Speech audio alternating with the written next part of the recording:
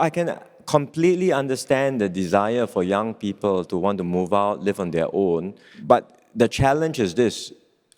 If you have more and more households fragmenting, we just will not have enough land to accommodate everyone's needs.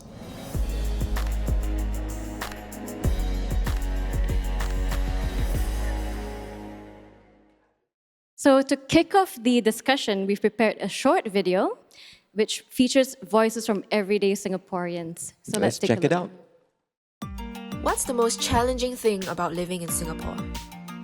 Definitely rising cost of living with the rising price of houses. Because my parents would tell me oh yeah, we bought our house for 100,000. It was so hard for us. And I was wow, houses now are 700,000. That's harder for me. Nowadays, job require those diploma, then degree. You can enter with a lower education but your salary will be lesser than the rest. Education-wise, it's very fast-paced for me. So I think our teachers expect us to learn a lot and be able to pick up fast. I think it will definitely be the cost of living, especially with the projected increase in the GST prices from 7% to 8% and now to 9%. I'll be going to uni in a few months' time, and for me to finish, it will take around 4 years. After that, finding a job and saving up enough to actually purchase houses and just basically things all around will be quite expensive.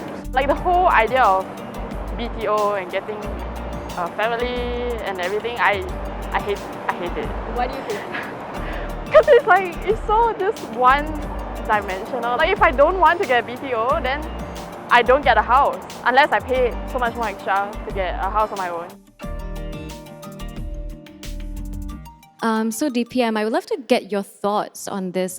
How have the concerns around cost of living changed over the years? When you were a youth, we are today, back in the day, how did you feel about cost of living? Cost of living, Sabrina, is an issue that I think everyone feels a challenge. It's a challenge that has consistently been felt over the years, but it's a challenge that's not unique to Singapore as well. It's everywhere around the world. But this challenge has become more acute in recent time because of several factors all coming together at the same time. COVID-19 disruptions, the war in Ukraine, which is affecting energy and food supplies everywhere. And that's why today there is a cost of living crisis worldwide. We are not unique. But my assurance to all of you in Singapore, especially our youths, is that you are not alone in this journey, and we will walk this journey together. The government will provide as much support as we can. So, for example, on housing, that's something that many young people are concerned about. Rest assured, we will catch up with our building program because we were disrupted by the pandemic in the last 3 years. We will catch up. And we will make sure that housing remains affordable for all of you when you want to settle down and buy a flat. Don't just look at the headline prices, because when you look at the headline prices, you say, oh, it's very scary. Just now the lady in the video said her parents bought the flat at 100,000. My parents bought their flat at 30,000. 30,000 to 100,000 to a few hundred thousand today looks very scary, but when my parents bought the flat at $30,000 in Marine Parade, their salary, my mom's salary as a teacher, was less than $500. It was a struggle for her also. So don't just look at headline prices. It's also incomes where we are today. And our assurance of affordability for HDB flats is that if you graduate, wherever you graduate from, ITE, Polytechnic, University, whichever institution, you get a job, you work for a while, you settle down, you will be able to get a new flat, be it a 3-room or 4-room flat, affordably, meaning to say you can get a loan from HDB, and most of the loan will be paid using your CPF, and you will have very little out-of-pocket cash to pay. So it will be affordable, and this is something that we can assure in Singapore. If you were to live anywhere else in the world, especially in a global city like London, Tokyo, New York, Hong Kong, it's almost impossible for young persons to buy a flat like that. And that's what we will be able to do. Likewise, for cost of living concerns, we will continue to provide support for everyone to tackle cost of living concerns. Yeah, thanks for sharing your perspective on this. And we'd love to hear more from the audience. And as we know, it's a conversation, right? And we would love to hear whether you guys in the room feel strongly about cost of living. Is there anything that you'd like to share? And if you would like to chime in, just raise your lollipop sign, and I'll call you. Yeah. Okay. So Alistair would like to share. Hi, DPM. Hi, DPM, Alistair Morning. here. Yes. Yeah, thanks for really sharing about cost of living. I think that it's really quite relevant to us as well. And just wanted to find out as well, besides on just the economic areas, for example, the war in Ukraine, rising inflation, so on and so forth, are there any other factors do you think that is causing this sense of rising cost of living as well? Is it also maybe socially, for example, with the rise of digital media, with social media, for example, or is it because probably we see ourselves and then we see our previous generations, which are our parents, and they have already made it in life, quote unquote, in a way, because they have already almost retirement, they've done well in their jobs, and then we see that we have just started out.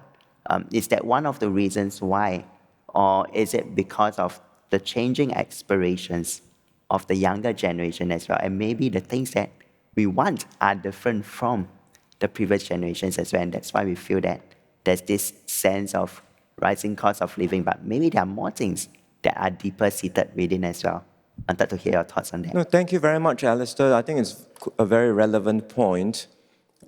Expectations and aspirations certainly have a part to play, because if you want a certain lifestyle, you want to aspire to purchase certain things, then sometimes the items may be more expensive.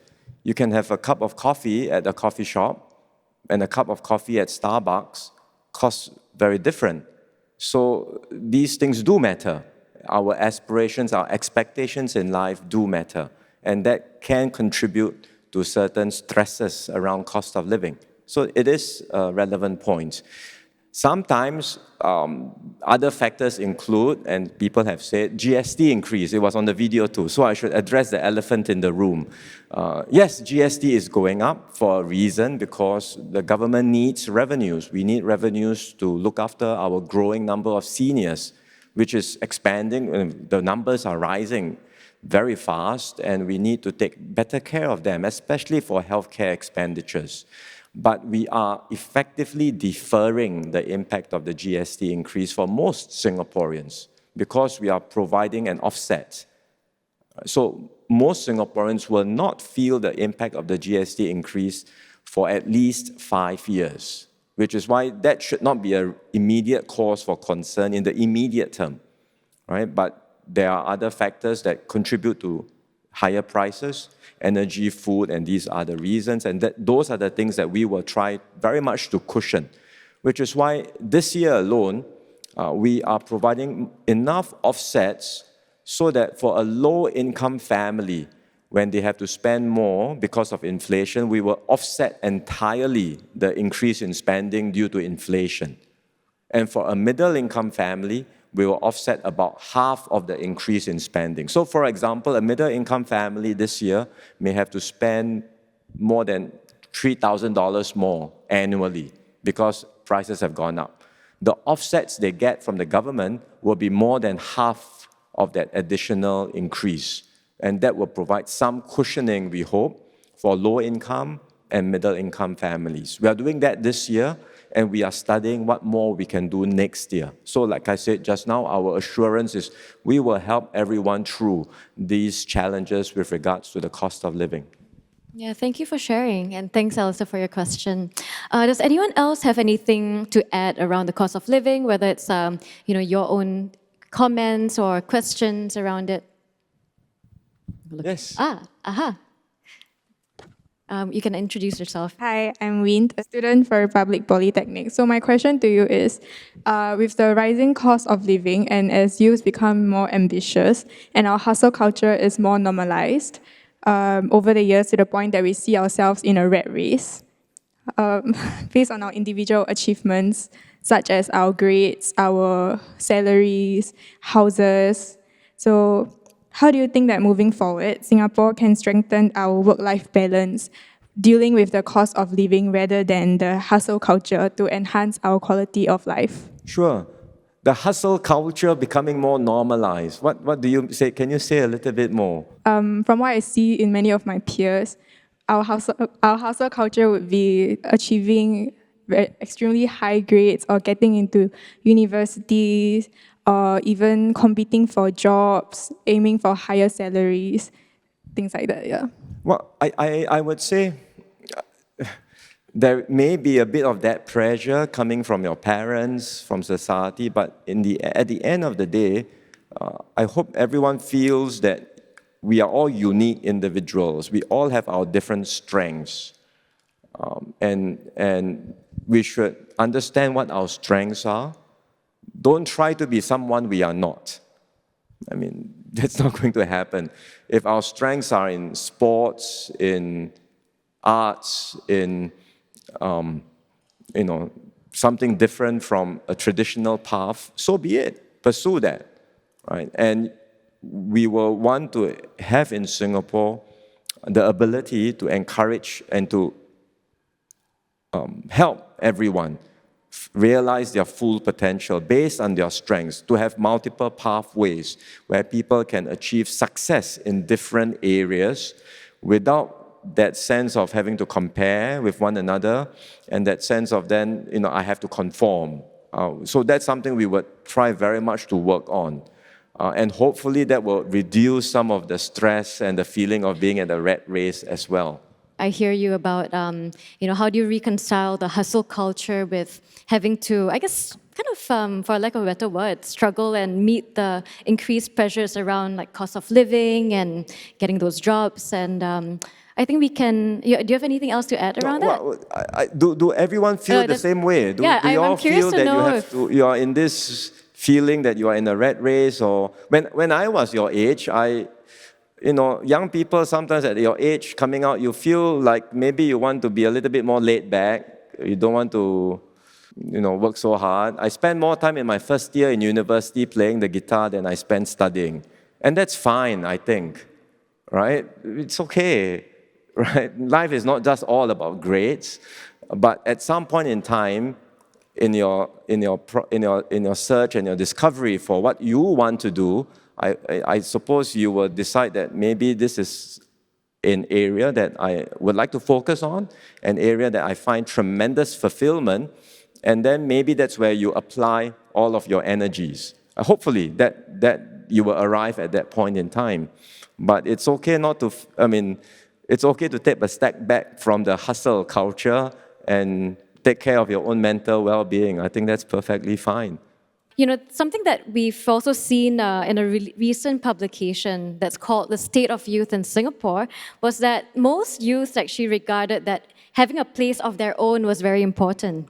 So, and in the questions that we received online, several people shared questions around making our housing policy more inclusive and more accessible to groups like singles in their 20s and their 30s as well. So let's kind of like dig into this topic on housing policies, right? Does anyone have any comments on the floor around Singapore's housing policy? Is anyone in the midst of applying for an HDB flat here? Oh, Aha, that's how has it been? You may want to share your views. Test. Yes. Hi, DPM. I'm Junkit and I'm a student from SMU. So my housing application journey has just started actually. So previously in the August BTO launch, I applied once. I didn't get it because I went to apply for a mature estate. So obviously the chances are harder lah.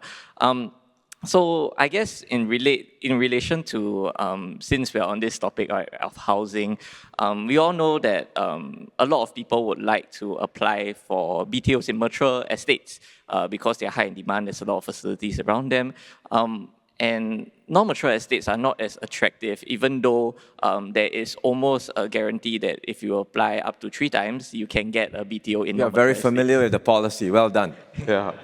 And I would say that a lot of expectations from the youth are that we are able to somehow get our housing that is near our parents and near a good location. But if that is not a possibility, given our land constraints, what can we do to assure the population that actually, hey, if you're going to somewhere that's like 10, 15 kilometers away, it's actually okay? Sure. We are studying this particular issue because we know that everyone would like to live near their parents.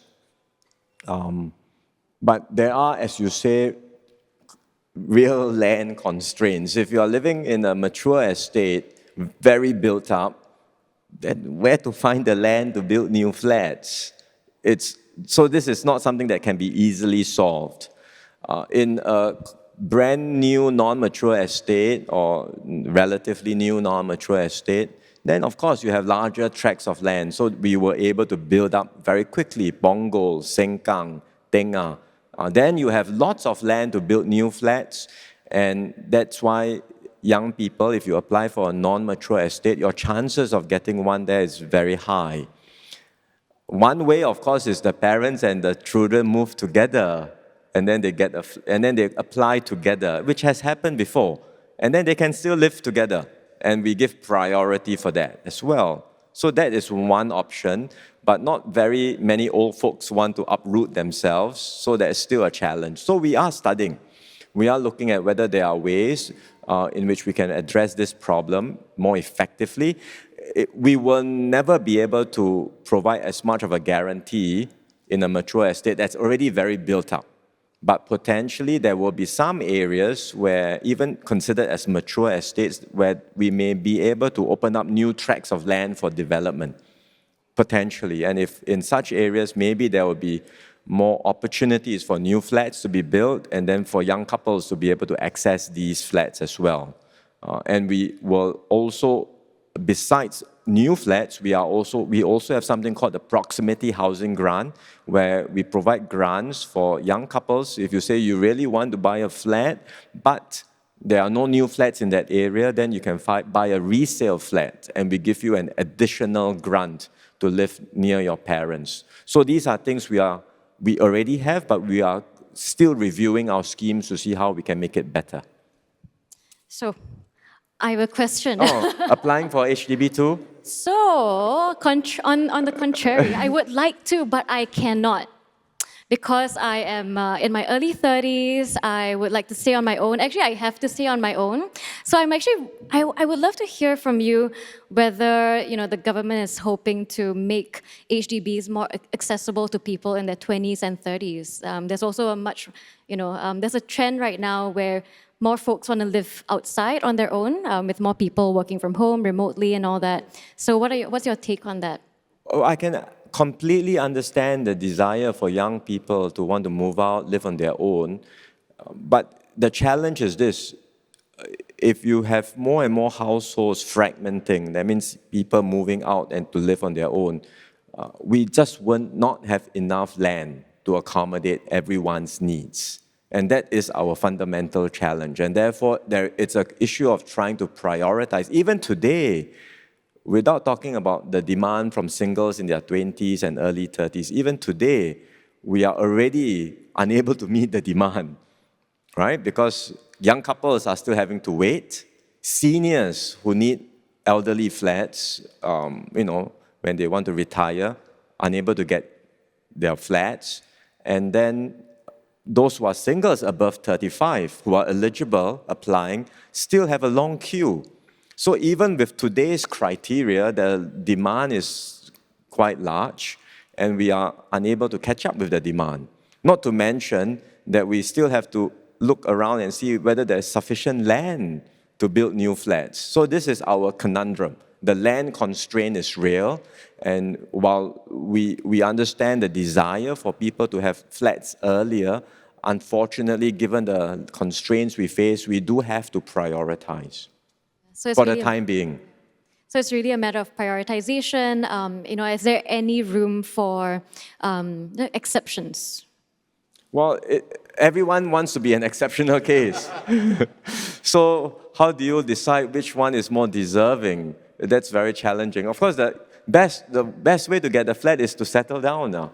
If you marry the wrong person, then how? No. Make make sure you do it for the right reasons. Please don't do it just for the sake of the flat. All right, make sure you do it for the right reasons. So yes, hopefully you find the right person too.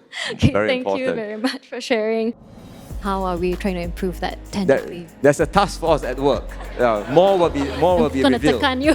More will be revealed.